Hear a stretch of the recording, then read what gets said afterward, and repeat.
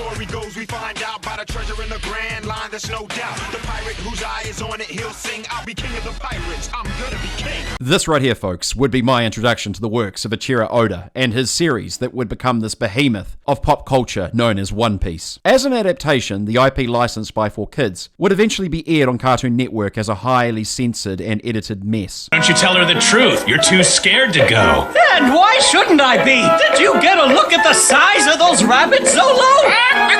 The dialogue decisions and the voice acting were utterly cringe-inducing, and it received considerable backlash from the existing fan base at that time. Mercifully, the license was transferred to Funimation, where they vastly improved upon, well, whatever this is. Zolo!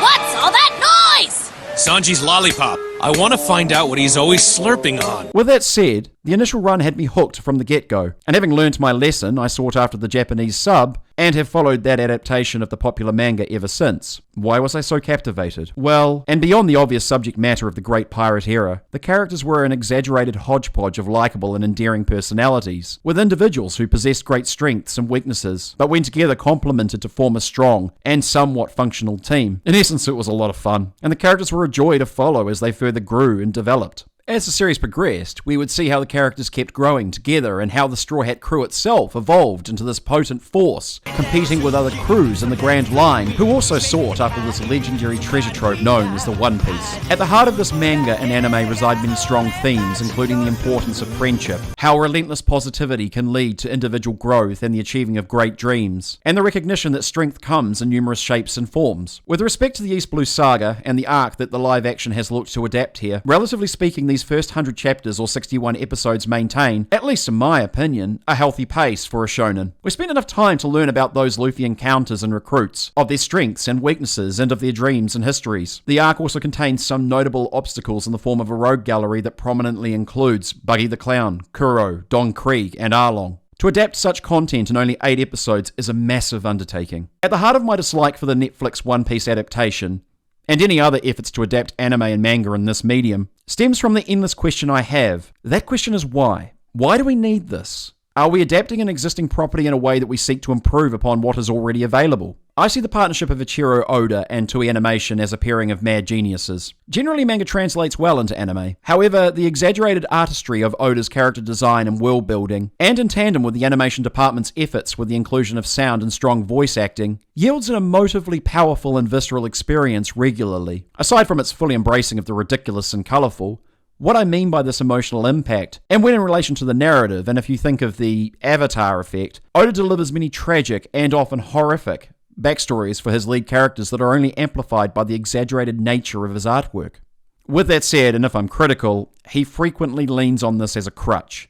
It can become horribly and noticeably manipulative, and it does tend to develop into a lazy and abused trope as the story progresses. Nevertheless, and as for the East Blue Saga, this partnership recurrently hits you with a noteworthy case of the feels.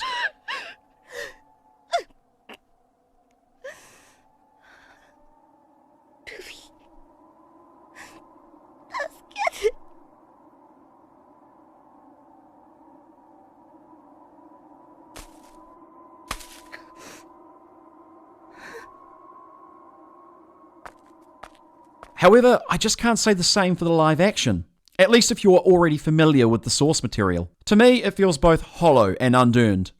There just isn't the time for any scene to breathe either, and it's difficult to connect with any of these characters. While ambitious, considering the constraints of budget, I also found the visual aesthetic uninspiring, where it more closely resembled a local repertory theatre production.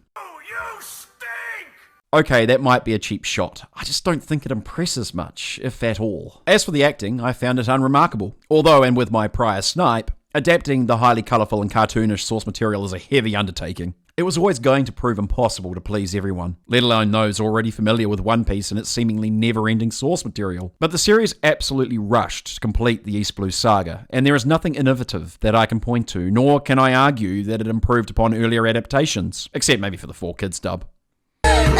Oh love, smile on me, for I cannot endure such suffering, such sweet sorrow. With that said, I would agree, at least for the most part, that it remains faithful to its original source. I can tell who each character is meant to be, and given the circumstances of adapting the outlandish cast of characters in the One Piece world into a live-action rendition, well, it is mostly okay, passable, if you will. And for that alone, it deserves some credit, I guess? To adapt an over-the-top anime and manga of this nature without completely failing is somewhat of an achievement. Also, and with a tip of the cap, having Oda involved was a wise choice. The production did steer clear from repurposing his work into something unrecognizable like other adaptations.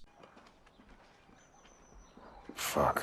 It would seem to me, and upon listening to others who rave about the series, the praise prominently comes from a new audience, with one reason being the series mostly keeps from delving into identity politics and the like. It presents as a genuine article rather than yet another vehicle to utilize in deliverance of propaganda. Again, I still find myself asking the same question, and strictly from a creative perspective, why do we need this? I understand the obvious success from reaching a new audience and of the generation of more money, but where does this medium improve on the already established and long-running anime or manga? Beyond this point, I do have other misgivings. One of these relates to what they chose to cut.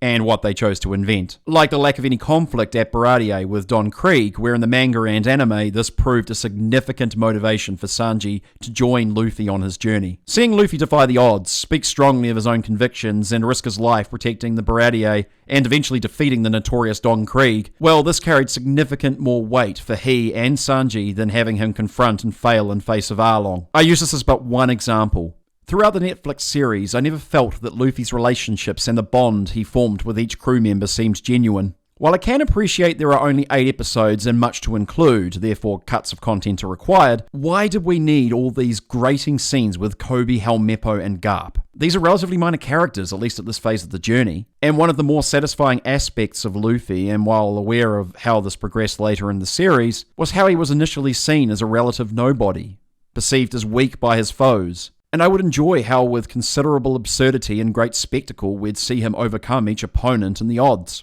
We didn't need Garp this early, and it was disappointing to have these showrunners press with the cliche chosen one narrative at this juncture, and at the expense of not including other more entertaining characters like Django and Hachan. Even smaller changes, bizarre deviations, diminished the impact of certain events within the story. When compared to its source, there are some very poor writing choices here. And one most noticeable choice was with Kokoyashi Village. Genzo and the villagers suspected that Nami was up to something all along. And Nojiko knew from the beginning about Nami's agreement with Arlong over accumulating 100 million berries in exchange for the village's freedom. And she shared with her that burden and knowledge. When the villagers learnt of the futility in her efforts, she then, fearful for their lives, begged them not to attack and famously asked Luffy for help. Why does this matter? Doesn't it just make the live action darker and more edgy? Well, no.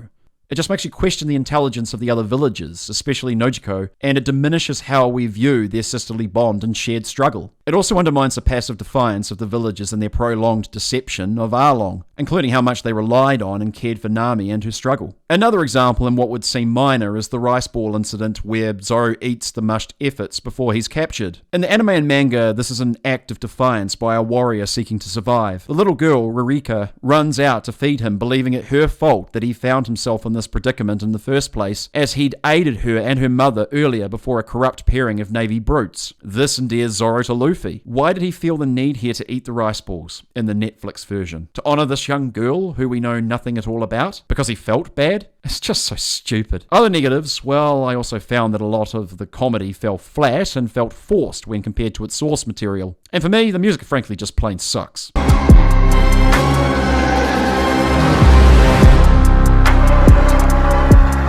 The aesthetic chosen for Arlong and the fishermen of his crew honestly reminded me of all the Americanized sensibilities attributed to the 4Kids dub. His name's Zolo, he's just like a samurai and a Lady. Nami's not shy. Usopp's doing that marksman thing. Sanji's cooking, Chopper's doctoring. I do wonder if that was the intended effect. On a positive note, considering the pace that the live action persisted with when navigating the East Blue Saga, perhaps there is hope for the future. Typical of shonens, the anime and manga still having not finished, gets bogged down into a slow grind of the next big bad and the unlocking of a new ability to overcome said obstacle. Cutting through the bloat and assuming this live action adaptation continues for the foreseeable future, the condensed series could help alleviate some of the inevitable shonen related symptoms of tired cliche, pointless meandering into subplots and side arcs, and endless inclusion of new characters with regurgitated backstories. In earnest, I had started losing interest upon reaching the Wano arc. I just haven't found the motivation to keep watching. And except for the Dressrosa arc, the Fishman Island arc, Punk Hazard arc, and the whole Cake Island arc had become, for me at least, a grind to get through. With One Piece live action, I tried. I really did. It just isn't for me. Is it too much to ask for something unique and original, rather than yet another rehash or limited reimagining of an existing and already ongoing property? At this point, perhaps that is simply the case, but one can still hope and dream.